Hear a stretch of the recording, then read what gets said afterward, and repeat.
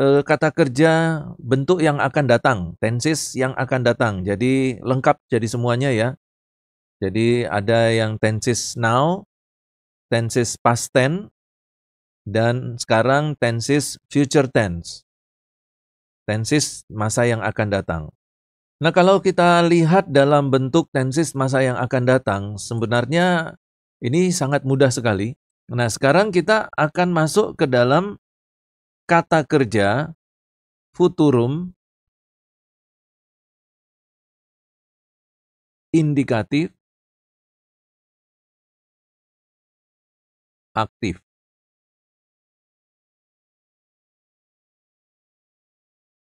Nah, bentuk dari futurum indikatif aktif itu mudah sekali.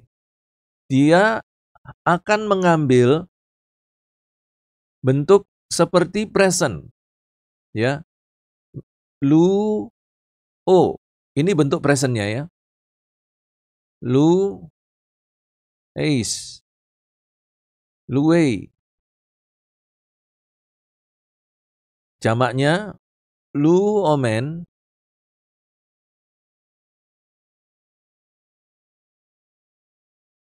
kemudian ada luete, dan ada lu ousin. Ini adalah bentuk presentnya, present indikatif aktif. Bentuk futurumnya mudah sekali, yaitu dengan menyisipkan sigma. Jadi, bentuk futurumnya adalah lu ditambah sigma ditambah o. Luso. Ya. Luso. Kemudian orang kedua tunggalnya lu seis. Kemudian orang ketiganya lu sei. Orang ke satu jamaknya lu somen. Orang kedua jamaknya lu sete. Dan orang ketiga jamaknya lu sousin. Nah, diterjemahkan saya sedang akan melepaskan. Atau kita boleh juga tidak menggunakan sedang. Jadi saya orang keduanya kamu akan melepaskan.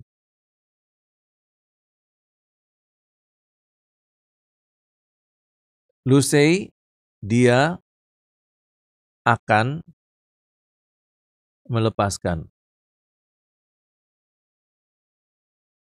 Ya. Lusomen, kami akan melepaskan. Lusete, kalian akan melepaskan. Lususin, mereka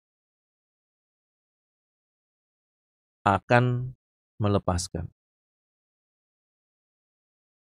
Nah, ini adalah bentuk futurum indikatif aktif. Jadi, ciri atau kunci futurum indikatif aktif yaitu dengan menyisipkan sigma di antara kata kerja dan personal ending. Jadi, lu ini kata kerja, sigma sisipan, omega itu personal ending.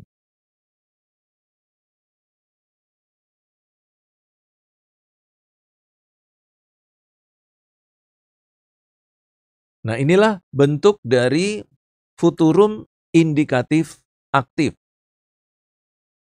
Nah, sekarang mari kita lihat pengertian dari kata kerja futurum indikatif aktif ini. Futurum indikatif aktif itu menyangkut, sebentar, Futurum indikatif aktif itu adalah menyangkut sebuah tindakan yang akan terjadi di dalam masa depan. Jadi tindakan itu akan terjadi. Jadi kalau berbicara futurum sekarang, berarti kegiatannya belum dilakukan, tapi nanti akan dilakukan. Misalnya, saya akan datang ke gereja. Berarti sekarang ini dia belum datang. Di kemudian hari atau nanti dia datang ke gereja. Jadi itulah futurum ya. Jadi kegiatannya akan terjadi di masa depan. Jadi macam tindakannya kadang-kadang mengekspresikan aktivitas punctiliar, kadang-kadang juga linier. Jadi kalau linier itu peristiwa yang terjadi terus-menerus. Kalau punctiliar itu kegiatannya terjadi secara berkala. Jadi kegiatan yang terjadi di masa yang akan datang itu bisa linier, terus-menerus, atau kegiatan itu bisa terjadi dalam ekspresi aktivitasnya sebagai kegiatan yang terjadi berkala di masa yang akan datang. Nah, untuk tensis futurum, itu unsur waktu adalah lebih penting daripada tensis-tensis yang lain. Jadi kalau misalnya present, itu ada unsur waktu, yaitu sekarang.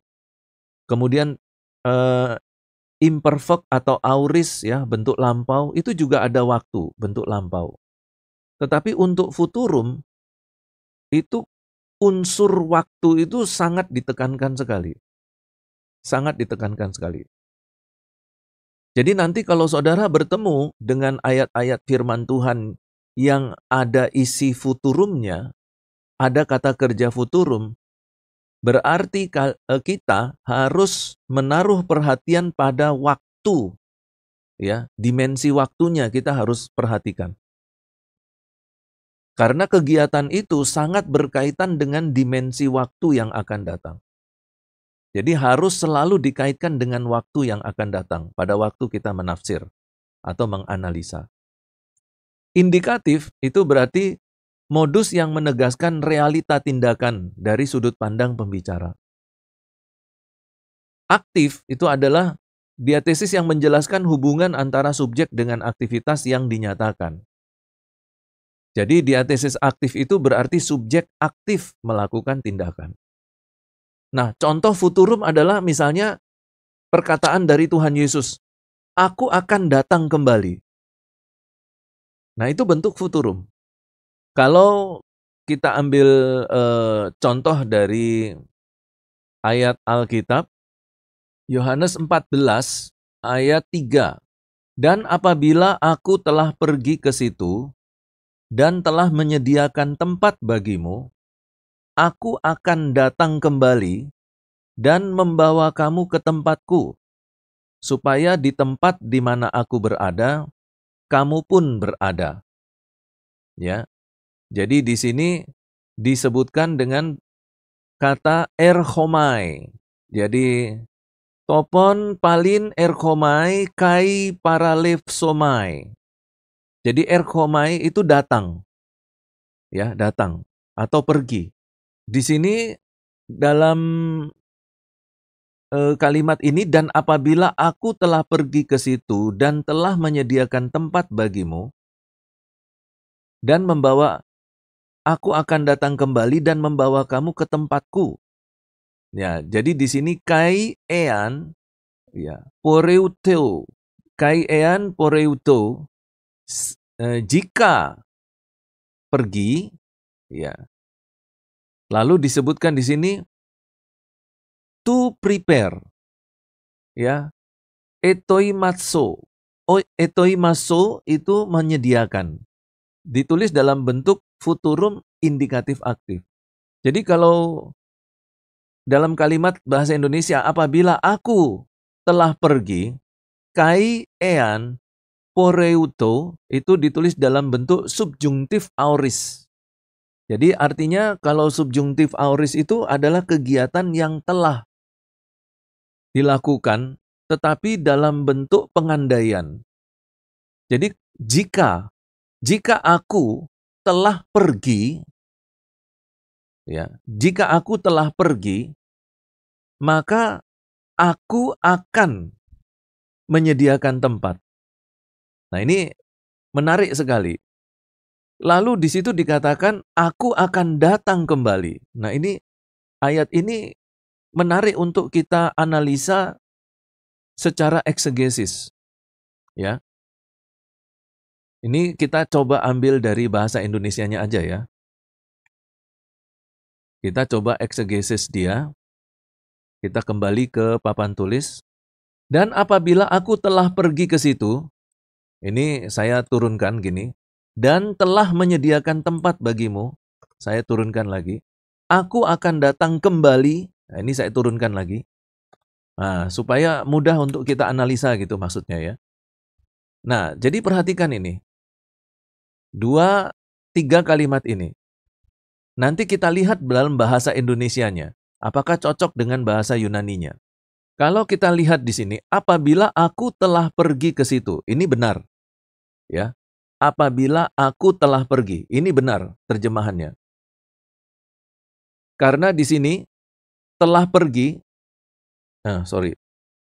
telah pergi di sini ditulis dalam bentuk aorist. Jadi ini ditulis dalam bentuk aorist, berarti kita betul terjemahkan telah pergi. Ini aorist. Di sini, dan telah menyediakan. Kalau ini telah menyediakan, nah ini agak sedikit aneh. Karena di sini itu ditulis dalam bentuk futurum. Subjungtif. Ini aorist subjungtif.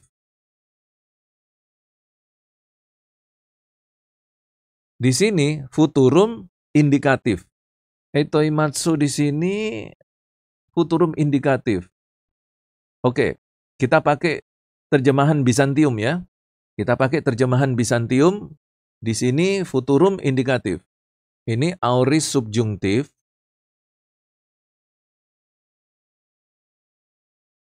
Di sini futurum indikatif. Kemudian, aku akan datang kembali. Itu ditulis dalam bentuk present medium. Present indikatif medium. Jadi, di sini ditulis, aku akan datang kembali. Itu ditulis dalam bentuk present indikatif medium.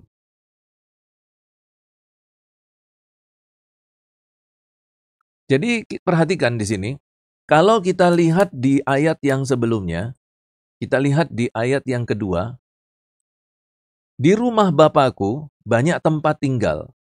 Jika demikian, tentu aku mengatakannya kepadamu, sebab aku pergi ke situ untuk menyediakan tempat bagimu.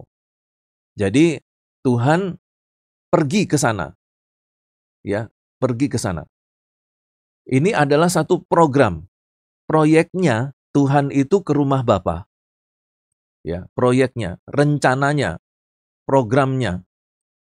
Jadi perhatikan di sini, ini menarik sekali ya Bapak Ibu, supaya nanti kita juga jelas di dalam doktrin kita ya, dalam pengajaran kita. Ayat yang kedua, ya ini Yohanes 14, ayat yang kedua, ada program. Programnya apa? Yesus ke rumah Bapa.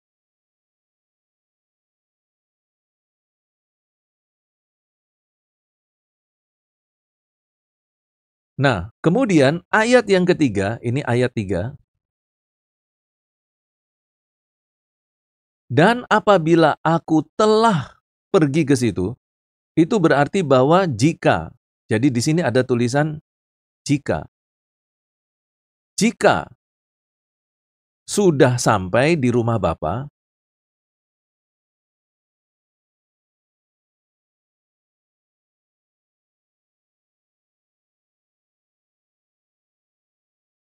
maka Tuhan akan, ini futurum ya. Jadi futurum itu berarti akan menyediakan. Akan menyediakan. Nah, di sini di dalam bahasa Indonesia ditulis telah menyediakan. Telah itu bentuk lampau. Ya, telah itu bentuk lampau. Sedangkan dalam bahasa Yunaninya harusnya diterjemahkan akan menyediakan. Jadi jika Tuhan Yesus sampai di rumah Bapa, karena programnya di ayat yang kedua, Tuhan akan ke rumah Bapa. Nanti kalau sudah sampai di rumah Bapa, Tuhan akan menyediakan tempat. Bukan telah menyediakan, bukan ya, tapi akan menyediakan. Nah, sekarang pertanyaannya, bahwa ayat yang ketiga itu ditulis dalam bentuk subjungtif, jika. Itu berarti bahwa Tuhan Yesus belum ada di rumah Bapa. Ngerti enggak maksud saya? Jadi gini loh, di sini, kemudian ayat 2 ini ada program, ayat 3, jika sudah sampai.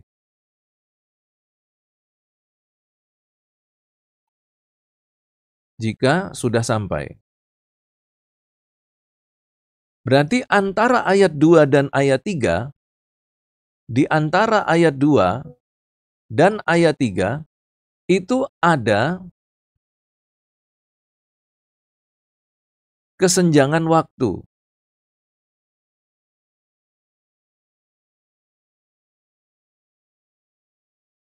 Nah, memang pada waktu ayat yang kedua, Tuhan Yesus masih di bumi.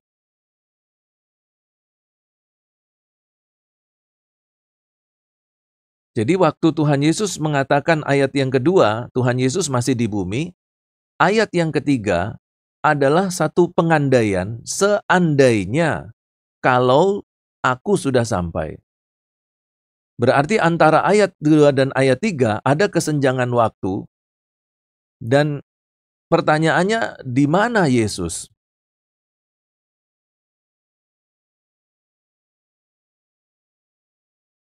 Pertanyaannya, di mana Yesus? Karena ayat yang ketiga, jika sudah sampai. Jika sudah sampai di rumah Bapa, nanti akan. Ya, itu masih akan ya. Di masa yang akan datang, belum dilakukan karena belum sampai dia di rumah Bapa. Baru akan menyediakan.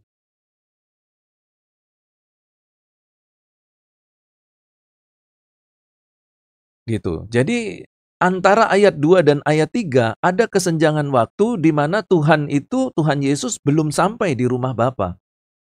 Pertanyaannya, kapan sampai di rumah Bapa? Apakah ketika Tuhan Yesus naik, terangkat ke surga, itu sudah sampai di rumah Bapa? Pada waktu Tuhan Yesus terangkat ke surga, itu berarti tergenapi ayat yang ketiga, sudah sampai di rumah Bapa? Ataukah sedang di dalam perjalanan? Ataukah Tuhan singgah dulu ke tata surya yang lain, menjadi juru selamat di sana? Baru nanti entah kapan, baru dia sampai di rumah Bapa. Nanti setelah dia sampai di rumah Bapa, baru dia akan menyediakan. Begitu. Lalu yang berikutnya, di sini aku akan datang, itu sebenarnya ditulis dalam bentuk present indikatif. Jadi present indikatif ini adalah kegiatan yang sedang berlangsung sekarang. Tapi diterjemahkan dengan menggunakan kata akan. Ya, ini kan bentuk yang future tense. Bentuk future. Aku akan datang. Tapi harusnya aku sedang datang. Ya. Tetapi memang ada bentuk-bentuk present yang mengindikasikan masa akan datang. Ada juga yang seperti itu, masa akan datang.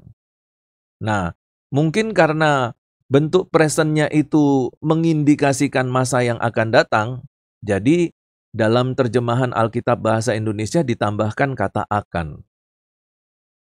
Oke, kita nggak perlu perkarakan yang ini dulu, tetapi yang harus menjadi pertanyaan kritis kita adalah ini. Di antara ayat 2, di mana Tuhan Yesus masih di bumi, dengan ayat yang ketiga, diawali dengan kata jika.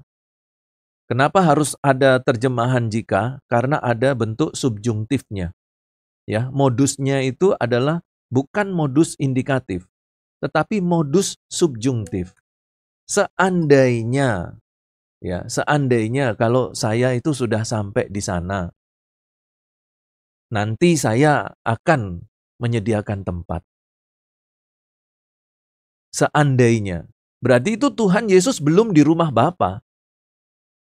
Jika sudah sampai, berarti belum sampai. Memang pada waktu Tuhan Yesus Kristus mengatakan itu dia masih di bumi. Ya.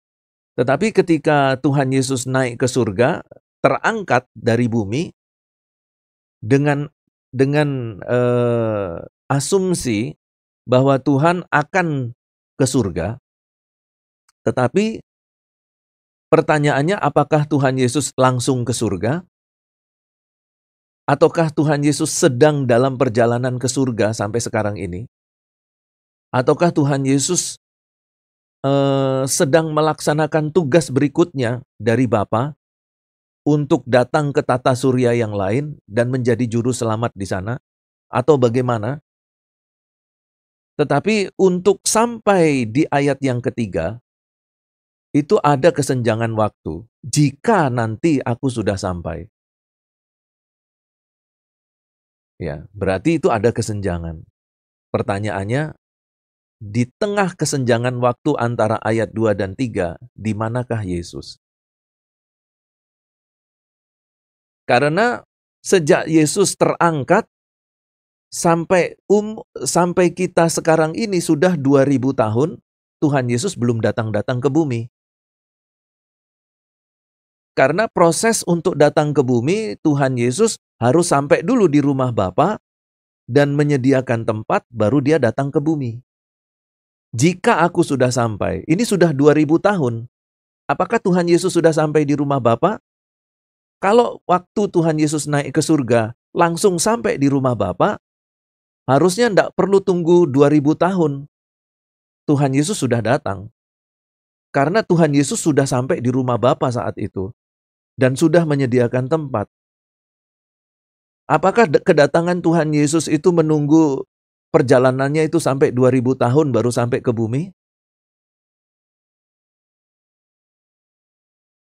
Ya, mengerti ya maksud saya ya. Nah, ini adalah pertanyaan-pertanyaan kritis yang seharusnya kita latih untuk melakukan kegiatan bertanya seperti ini.